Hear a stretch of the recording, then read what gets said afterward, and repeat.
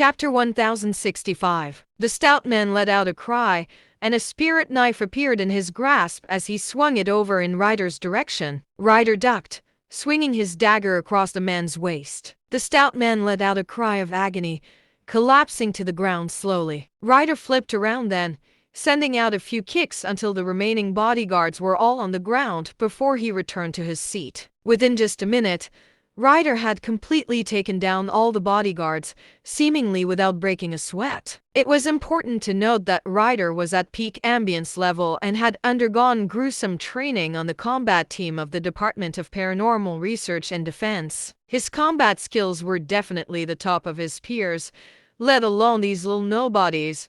The sight truly left Vale and the others dumbstruck. Everyone stared at the gaping wound at the stout man's waist and the blood gushing out, unable to believe their eyes. Just then, Wilbur got to his feet and went on the stage. Ryder followed behind him, with a shaky Wesley in tow. Under dazed stares, Wilbur took the microphone before looking around him coldly. "Ladies and gentlemen, your business chamber alliance does not concern me, but I will not stand for using such a cruel, ruthless ways to take everything from someone weaker and drive his parents to death. I'm here to get revenge for none other than Wesley Miller.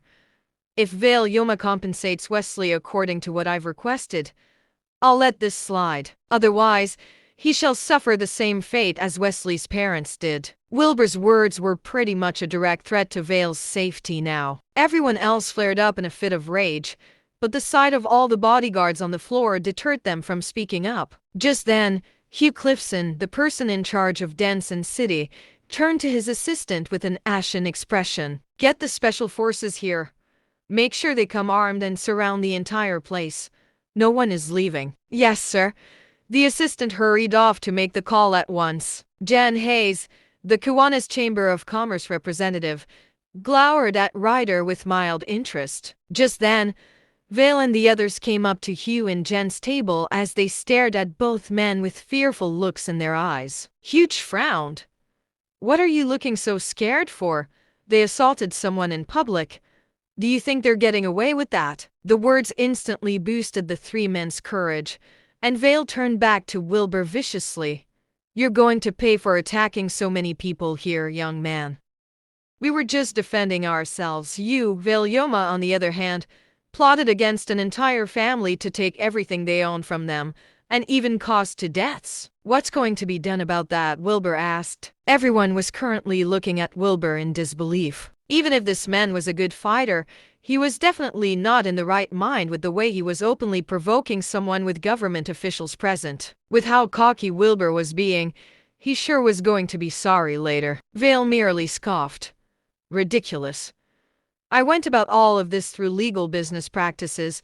The death of Wesley Miller's parents has nothing to do with me. You're better off thinking about how you're going to get out of this." "Did I mention anything about Wesley's parents being the two deaths? Is that your guilty conscience talking?" Wilbur mocked. Vale turned pale and was rendered speechless. Just then, Jen spoke up with a frown. "What's going on here?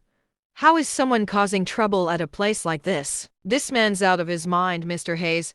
We're calling for armed backup to take care of this right now. There's nothing you need to worry about," Laurent hurried to say. Donnie shouted then, "Ladies and gentlemen, this man is spouting absolute lies. Miller Corp's demise happened because of Wesley Miller's own incompetence, and he's just being a sore loser.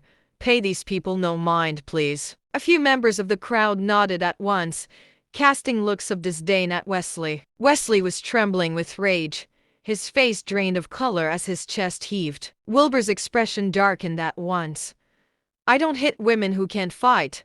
Slap her for me, Ryder."